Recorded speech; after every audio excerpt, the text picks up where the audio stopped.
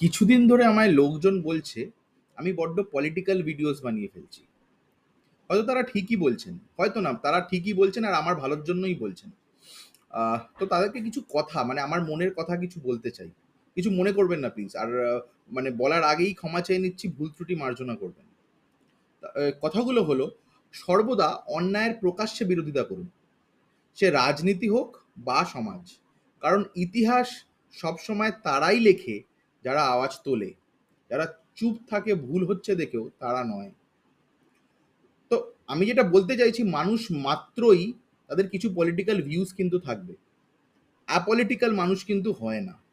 একদম totally apolitical এরকম কোনো মানুষ হয় না। তো এটা আমার ভিউ পয়েন্ট। আমি একটা ডেমোক্রেটিক কান্ট্রিতে বসবাস করি। তো আমার ভিউ পয়েন্ট, আমার বলার সব রকম রাইট আশা করি আমার আছে। তাও ভুল ত্রুটি মার্জনা করবেন, কিছু ভুল বলে থাকলে ক্ষমা করবেন।